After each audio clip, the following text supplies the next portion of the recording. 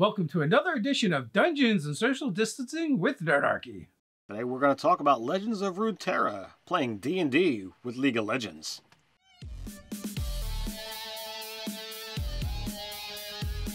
Welcome to Nerdarchy for Nerds by Nerds. I'm Nerdarchy Dave, and as usual, I'm hanging out with this nerd. Nerdarchy Ted. Are you looking for more D&D videos? Did you know we release 3 videos a week? You can get them by hitting that subscribe button. And if you want to make sure you don't miss those Nerdarchy videos, make sure you attune to that notification bell. Don't worry, it's just a click. It's not going to take you a full hour to attune to that. Hey, do you want to find more D&D content? Nerdarchy has a newsletter we put out every week with news and homebrews for your D&D campaign. But not only that, the first time you sign up for it, there's a coupon for $9.99 from our store. You get whatever you want over there from the digital selection.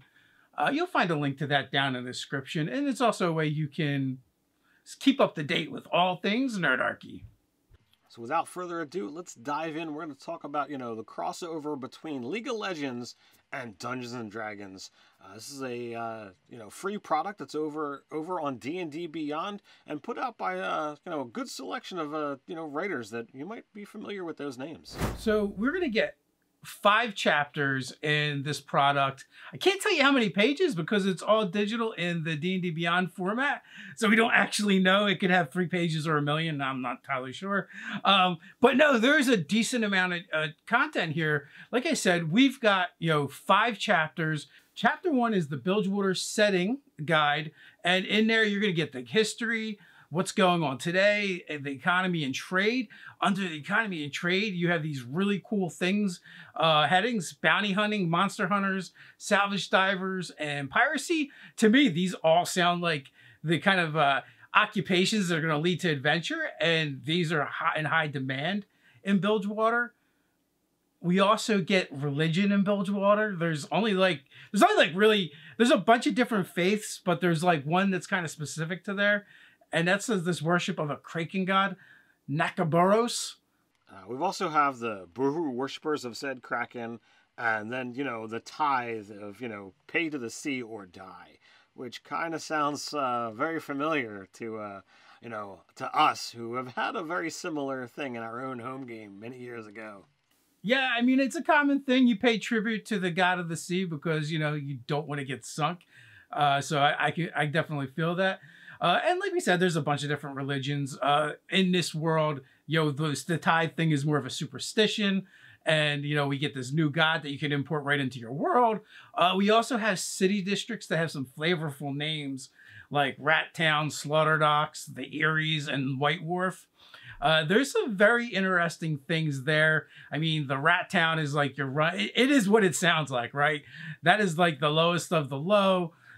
You have Slaughter Docks, and that is kind of like the industry part of this city where people bring their dead monsters to carve up and sell, basically, which is kind of gruesome and cool. The Eries, that's where your rich people are. It's up above everything. And then the White Wharf is it's kind of cool because this is kind of like your graveyard region, except for they just drop the bodies into the bay. And they put up these buoys so that as markers, basically floating gravestones, which is super cool. But, not only that, like the name is kind of disgusting, really. It's from all the bird droppings is why they call it White Wharf. So that is everything in a nutshell, just in the very first chapter. And it's kind of like jam-packed. But we're not actually done yet. There are random encounters in Bilgewater. It says Bilgewater is a host of colorful collection of people in danger. This section describes some encounters that may occur while spending time in Bilgewater. While the party travels through the city, you may choose to roll on the table below to determine the random events that occur.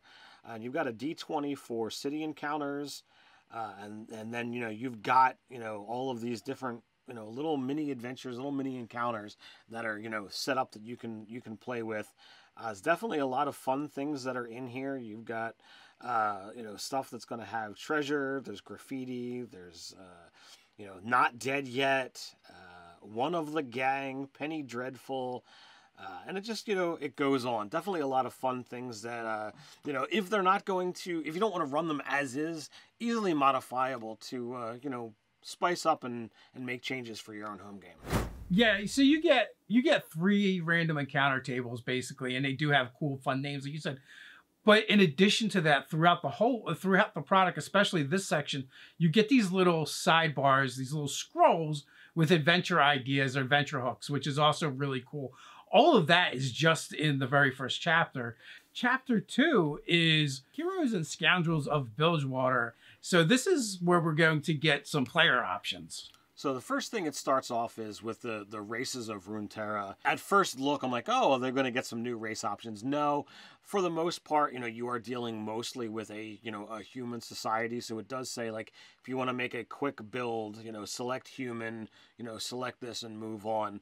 But we do get 3 full subclass options, one for fighter, one for barbarian, and one for rogue. And we're going to cover those more in depth in a whole nother video. So you definitely want to be on the lookout for that. Yeah, I will say my biggest disappointment in the races section is there is only really one like prominent race that's not human in League of Legends. Like there's some other races, but not prominent, or they almost to the point where each individual seems unique.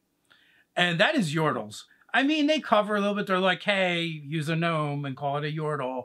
But I kind of really want it Yordles. Now, moving on to Chapter 3, we got Heralds of the Harrowing. It's an adventure for 3rd level characters. It's a decent size. It's going to give you a flavor and elements from the setting. So that's cool. It's not bad. I like it when they include an adventure like that. For that, there's not much to say. There's an adventure. It's written by people that write adventures. It's cool. Check it out. Chapter 4, Beasts of Bilgewater. So here we have 7 new stat blocks, 7 new monsters. They range everywhere from a quarter to challenge 5. Some of those monsters are actual characters or, NPC stat blocks from the actual game, League of Legends. So there you've got Commander, Ledros Gangplank, and Misfortune. Dave and I both have played League of Legends back in the day, so seeing some of these kind of characters brought into a D&D-esque thing, getting this whole setting that's set, it's definitely, fun and interesting, and a bit of nostalgia to go along with it as well. Yeah, these NPCs are going to range from 5 to CR to challenge 12, so you get a nice mix, and it's just really cool because they're characters that we know from the game, we've encountered, we've played, we've fought. Finally, we have the last chapter, Booty of Bilgewater, and we're going to get 7 new magic items over there. So, all in all, for a free product and a crossover, this is a lot of fun. There's a lot of great elements that you're going to be able to incorporate into your D&D game. Or if you just want to play in the world of Runeterra League of Legends, you can. We used to have like an internal joke, me and my son, and other League of Legends players, because it's Riot Games, but it should have been like Riot Game for the longest time because they only had one game. But they've recently come out with some other ones, and I think this crossover is trying to promote those. But me and Ted mostly know this world from the League of Legends game, and that knowledge is a bit outdated. very, very much so. I have not. I have not played a game of League of Legends in a long time. Those who have, paid attention to some of our live chats where we might have gone into this, I only have one really good League of Legends story. I know Dave played a lot longer. He played before me and after me, but it started kind of taking over my my day, and I had to look, I need to unplug from this game, otherwise my work is going to suffer. But it's definitely a lot of fun things. A lot of stuff that you could definitely play. The question is, Dave, how would you use, this material? Would you try to run, encounters and build things that looked and felt more like playing a game of League of Legends? Or would you want to explore more the setting that's provided and play a game that's more D&D-esque? So I get 2 thoughts. One, if you just want to play a League of Legends game and base out of Bilgewater, this is great. This is awesome. You could do that. It's perfect. If you go to League of Legends YouTube channel, they have all these cinematic videos that are great to watch. They'll inspire you for even more ideas. Even though I don't play the game anymore, I'll sit there and binge through a bunch of them just because they're so cool. But even more so, I think about what you could do with with this product. You could literally, I need a pirate port. Just take Bilgewater, drop it right in your game, no further work required. There's already hooks in there. There's already factions involved, cool and fun, colorful NPCs. Literally, there is nothing really for you to do. So for me, I'm not really into a PvP style D&D game, and it's probably would not be as much fun to even run this as a, hey, let's set up enemy fighters to fall in and try to accomplish these goals. But I'm not saying that that's a wrong way to play. If that's a style of game that you're interested in checking out, you could definitely do that with the things that are there. So Ted, I didn't even think of that as an option, to be honest with you. We don't play that way. We don't really do PvP. And when I say play as League of Legends, I didn't mean like player versus player and team squad fights. I just meant in the world. Well, I'm just saying that there are people out there who might find a break from the typical, norm of a D&D style game to have this kind of competition. We already are seeing, with the release of Mythic Odysseys of Theros, a more, gladiatorial, Roman style combat type things. So here you could try to take that idea and go a little bit further by having competitions and having, leaderboards and what have you. And it could be a very different style of game. And, that might mean the style of character that you pick, your character build might wind up being different by trying to do these things. And, maybe there is no fighting to the death. Maybe there are healers on hand, and, when you're knocked down, you're drug out and healed, and, well, better luck next time, buddy. You could definitely run a different style of game and recreate some of those fun things. You have those challenges that exist within there.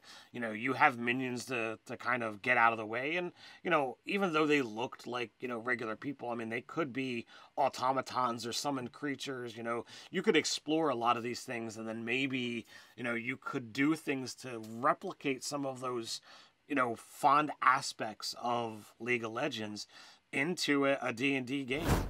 Oh, that's quite true. And folks, let us know what you think. Like we said in another video, we'll break down some of the other things. Let us know if you want to see more discussions. We're definitely going to be looking at those subclasses. But, if you're looking for more D&D crossovers, we've got a whole playlist up here you can check out for Mythic Odysseys of Theros, where that's one giant crossover between D&D and Magic the Gathering. Are you looking to support Nerdarchy? Well, you can always support us over on Patreon. There we create new products for 5th edition Dungeons & Dragons every month. But that's not all. We do monthly giveaways our patrons are automatically entered in, weekly live chats for patrons only, and more. So until next time, stay nerdy.